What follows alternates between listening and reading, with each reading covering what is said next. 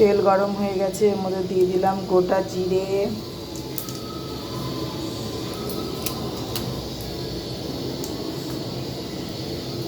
তারপরে যে শুকনো লঙ্কা, তেজপাতা,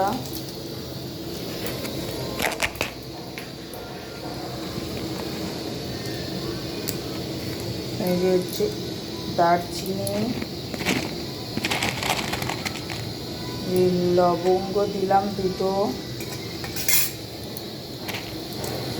আমার ছোটো এলাচ ছিল না তাই আমি একটা বড় এলাচ দিয়ে দিলাম।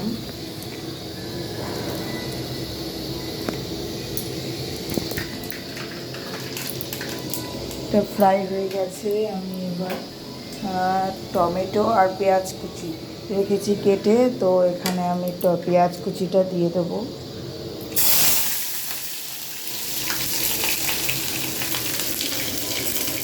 গ্যাসের ফ্লেমটা একটু কমিয়ে নিই, পেঁয়াজ কুচিটা ভাজা হতে লাগবে,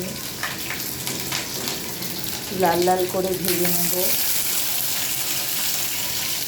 পেঁয়াজ কুচিটা একটু লাল লাল করে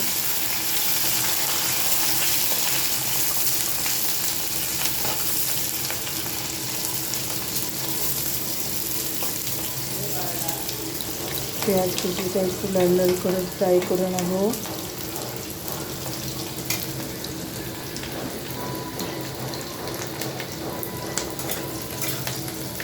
তো হালকা ফ্রাই হয়ে গেছে লাল লাল করে, তার মধ্যে আমি টমেটোটা কেটে রেখেছিলাম সেটা দিয়ে দেবো। এবারও আবারও একটু ভেজে নেব।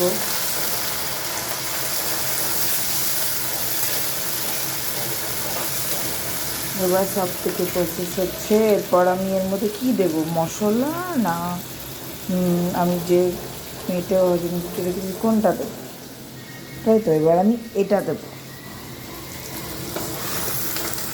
দিয়ে দিলাম। এটাকে আমি একটু ফ্রাই করে নেব।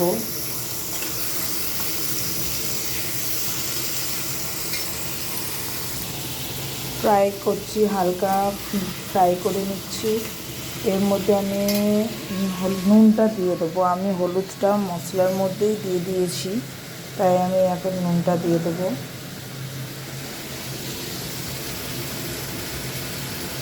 যার যতটা লাগবে আমি আমার পরিমাণ মতো দিলাম, আমাদের যতটা লাগে তোমরা ততটা দেবে।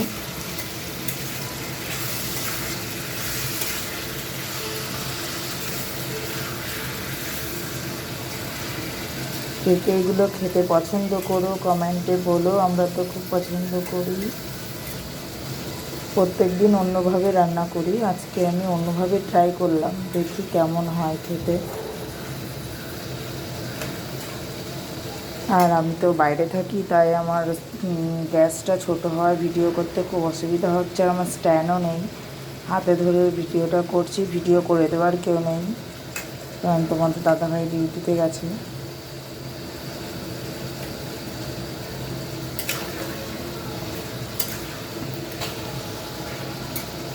এই গ্যাসে রান্না করতে খুবই অসুবিধা হয়, কিন্তু কী করব, এখানে বড় গ্যাস পাচ্ছি না।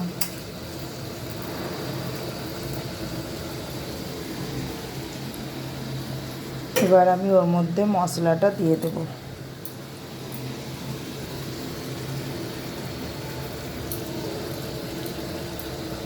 আমি এটার মধ্যে করেই দিয়ে দিলাম, তোমরা তোমাদের মতো যেভাবে দেবে। আমার এটাতেই রয়েছে, এখানে সুবিধা হলো। এটার মধ্যে একটু জল দিয়ে নেব, মশলাটা লেগে আছে ধুয়ে, এটার জলটাও দিয়ে দেবো। জলটা দিয়ে দিলাম, আর একটু দেবো, মশলাটা অনেকটাই লেগে আছে।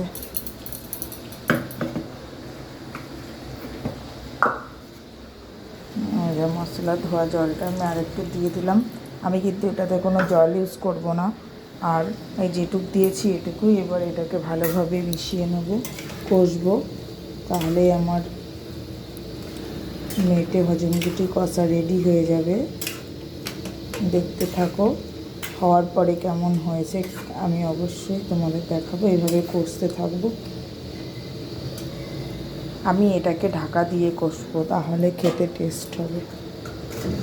আমি ঢাকা দিয়ে দিলাম।